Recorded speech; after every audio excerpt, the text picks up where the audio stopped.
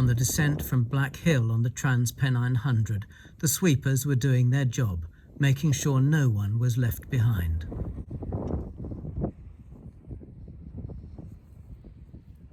A short time earlier, veteran 100-mile walker John had been just ahead, making uneven progress. You are leaning. Yes. And you have been for a while, actually, haven't you? On and off. Yeah. But is that normal for you? No. Oh dear. Right. No, I've been suffering from backache. The sweepers had been walking with Jean Bobker of Lancashire, but after a stop to gear up for the arduous descent of Laddo Rocks, Jean pulled away. She soon caught up with John and went ahead. Jean is powering ahead, but John, it's not going too well. How many of these have you done? 13. 13. You know what you're doing. At first, the four sweepers, including radio operators Graham Belt and Mike Higlett of Raynet, kept a discreet distance behind, but at 20 to 11 they had to intervene. The marshals are above us, and they've told us we're on the wrong path, although we're not the only ones who come this way. It had been easy to find the way in daylight, easy to miss it in darkness. There are not many people who would want to do this as part of a 100-mile walk. I'll just show you. There's more to this than just putting one foot in front of the other. John from Thames Valley LDWA Group was in safe hands with sweepers Colin Utting and Peter Grayson, one a mountain leader, the other a mountain rescue team member. Well, you've got a story out of this, John. It took 9 minutes of crawling to reach the top track, and then it would be a very difficult couple of miles to Crowden on a narrow path down rocky descents over stream crossings. 2 hours after that crawl to the top path, John and the sweepers were still making slow and awkward progress. With limited mobile phone coverage up on the high ground, Raynet's radios proved their worth.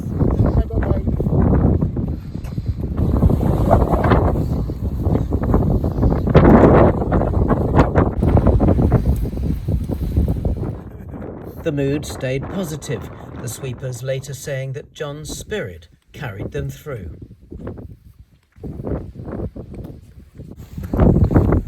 Are those lights at the checkpoint or are we... No, that's it. That is it.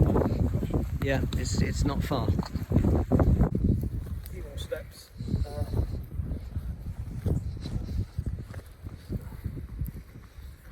The group was within sight of the checkpoint when it officially closed at 1 a.m, but no matter. There was no question of John continuing his attempt at a 14th 100 completion.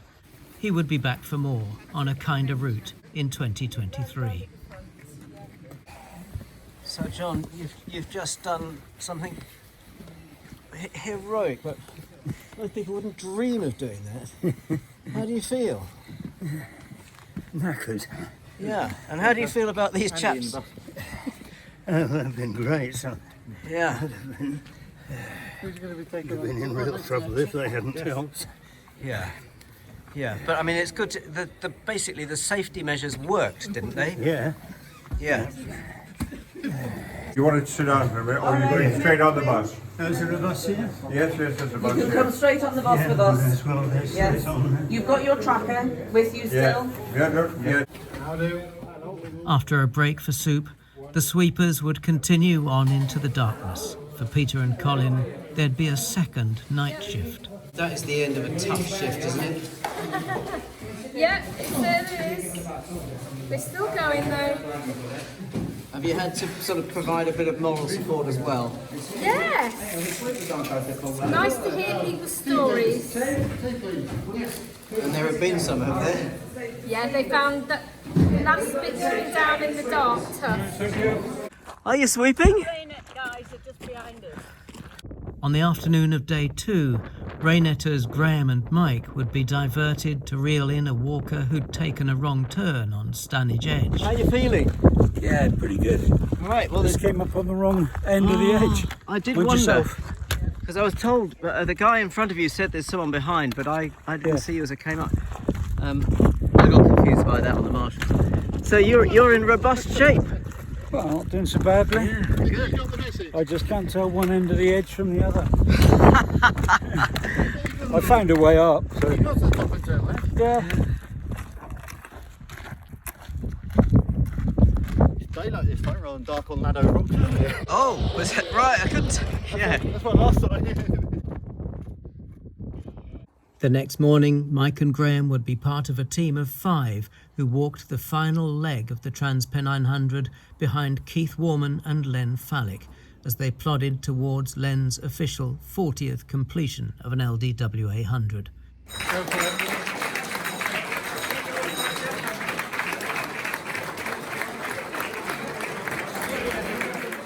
They were warmly applauded as they entered the hall at the finish. And then emotion and a moment of humour for sweeper Christine Stratton. Christine, you swept for quite a lot of this.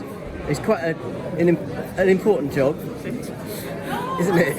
Is it? Well, yes, it is. And today you got to sweep, you know, somebody who joined a very exclusive club. I know. How does that feel? It's quite well, when somebody, it brought tears to my eyes when I spoke to him and realised he'd done 40. You know, and he's 78 years old, and he's done it, and it's marvellous. It's an honour to know somebody like that, in my opinion. It's an honour to know somebody like that. So yeah, okay, I'll take a little bit. The other thing is, I did see you having a little dance on the way round. I did. But no, why was that? I was walking with Tinks, and he's always saying, let's do a dance. So we thought we'd do the Mayfair Quick Step. The Mayfair Quick Step. How do you both know that? It's a sequence dance. Yes, it's a sequence dance. Alan's a big sequence dancer, I'm not. But there you go. So he was showing me how to do it.